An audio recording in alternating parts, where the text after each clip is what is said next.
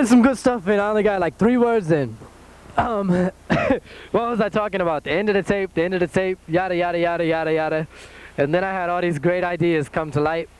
And then boom, they don't get recorded, which reminds me of the greatest call I ever made. We used to do, my friend and I, like the Jerky Boys, which I discourage everyone from doing. However, I'm being truthful about my past and my present.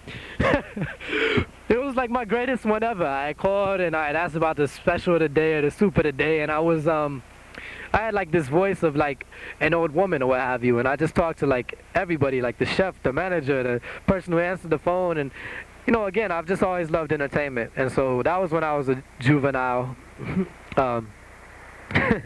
you know, during my mischievous years. So I feel that I've gotten past, praise God, most of that mischievous and all of that mischievous side, and so I'm thankful to come to you today, straightforward and from the top of the key, hit these 3-pointers.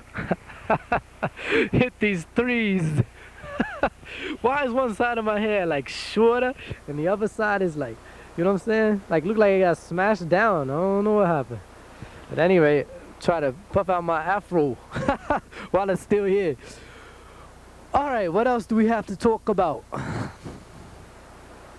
Your turn. I need a topic of discussion. How about the environmental field program? On EFP, the idea was to have a website when we got back. So I wrote all these great essays thinking that like it was gonna happen, and it never happened. Like our team leader never did it. Excuse me for saying that. We had a wheel. Every day we shared chores, just like the chores I had growing up. And so we had a wheel to share these chores on while we were out there. And you know, one day my job may be to cook, another day it may be to do the dishes, another day it was, say, help load the van. The other day it was help set up camp. The other day it was help motivate people to get up in the mornings and get to our meeting on time with the delegates and people from paper mills and other factories and, you know, sawmills and clear cuts where we met people who, you know, and ecologists who taught us about ecosystems and industries there. So that was a great experience, and that was during the summer of '95. Reminds me of the John Cougar Mellencamp song Back in the Summer of '69. Only it was my summer was 26 years later, which coincidentally I'm 26 now, so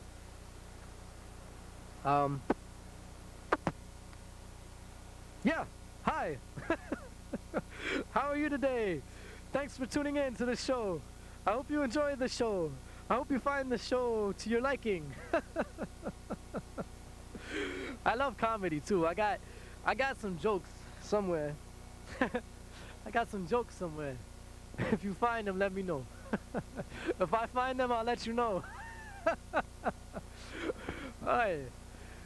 What are the jokes? These are the jokes, folks. These are the jokes. And like everybody's like, well, he hasn't said a joke yet. When are you gonna say a joke? Do you have a joke? Do I have a joke? When am I going to say a joke? Oh boy. The joke's on me. The joke's on you. Oh boy, aren't we having fun now? Alright. So, now that we've got our laughter taken care of, how about some comic relief? So, here's Johnny! Hiya, folks! Oh, I'm kidding. Alright, I'm back. Well, let's see. What's next on our menu? Was talking a bit about my job, my work history. After my internship there, I had 5 internships in order to graduate from Antioch College, which gives me the 3rd component fulfilled in my class, co-op, and the community. And that component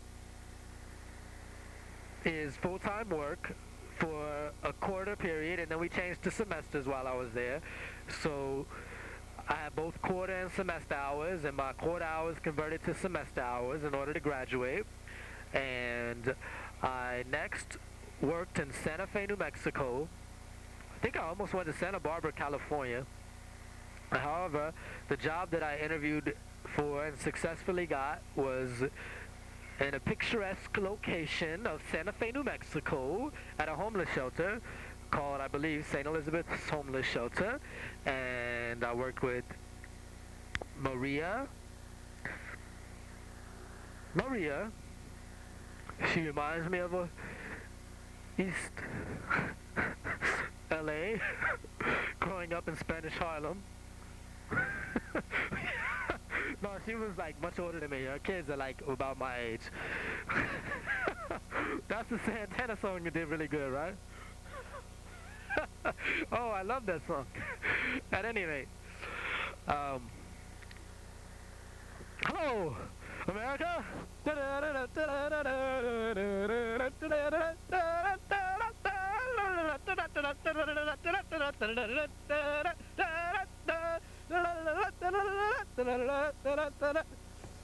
All right, attention.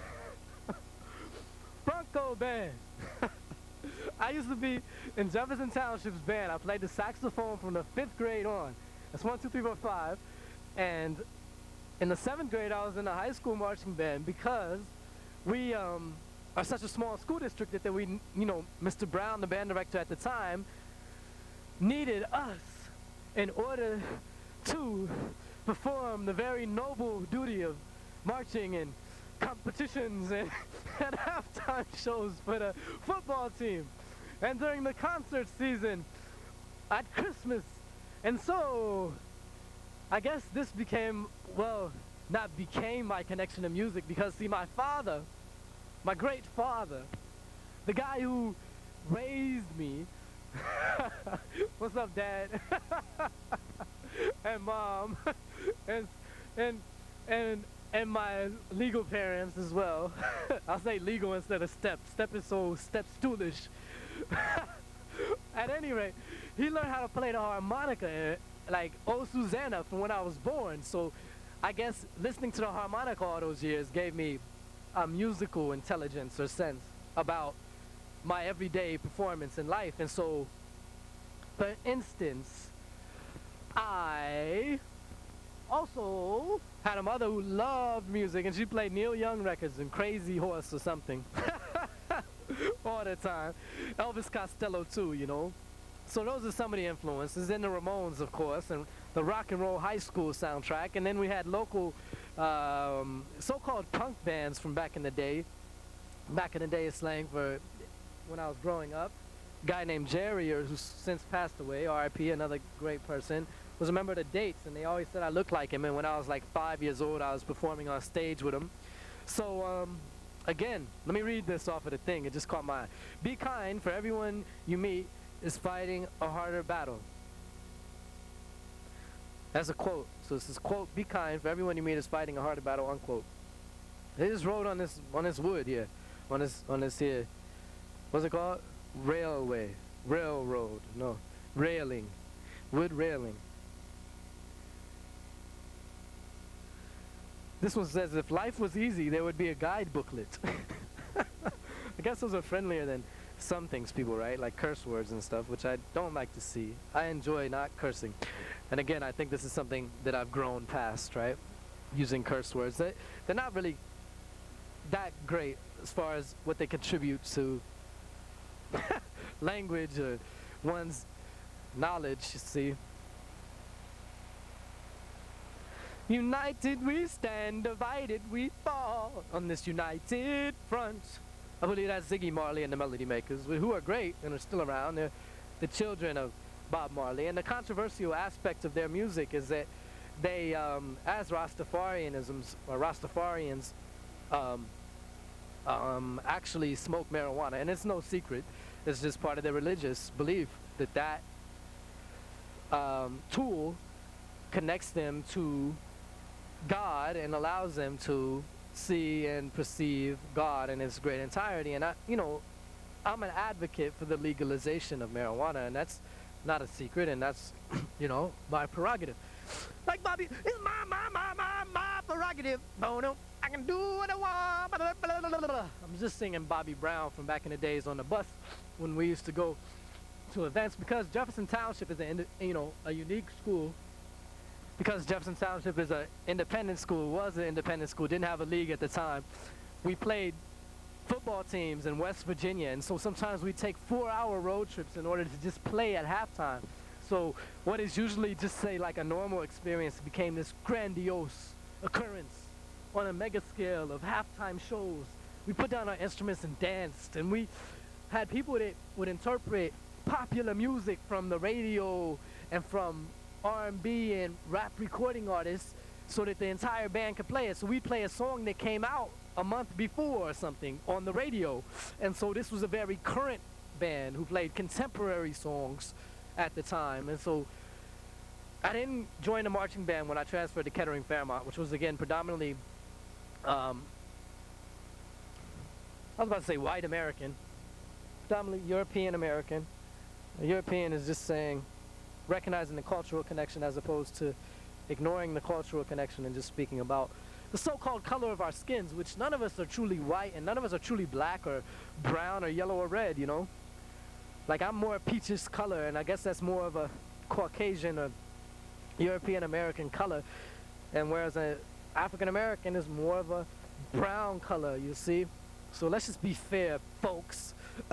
Pardon me. There's a stupid humor, right? Like a burp is funny. He burping. All right. Hey, thanks for coming out today. You know, I have 2 people that come out today to the Glen Helen Nature Preserve, this bridge. I mean, I really do enjoy the sanctity of seclusion, and you know, like one author who I've read, Kenton Wilbur, wrote The Theory of Everything, which I recommend. It's a good book. The Theory of Everything by Ken Wilber, or A Theory of Anything. It's one of those, but either way, A and the don't show up when you do a book search in the library or at a bookstore. So A Theory of Everything. In that he explains that for 3 years he lives in solitude, without any human contact with anyone. I wondered how he got his food. He didn't talk about it. I imagine he had a storehouse of food that he stored. That'd be a warehouse of food that he stored for himself. You know, and again, I've, like read like the book The Third Eye, which is about a Buddhist monastery and a monk who came up, autobiographical so-called. I don't know how fictitious it is. It reminds me of the Celestine Prophecy and the 10th Insight, and the other book after that, The Secret of Shambhala. I was about to say written by Ken Jefferson, but I think Ken Jefferson is a local news broadcaster. I can't think of the author's name for that one right now. At any rate, these stories, I don't know of the 4 books I named if they're fictitious or factual. You know, they seem factual even if they're meant to be fictitious. So fiction based on fact, maybe. At any rate, your imagination is very real, and as Albert Einstein said, more important than knowledge. So I imagine, like John Lennon's song that was banned recently, I guess, that the truth is we, the people, right?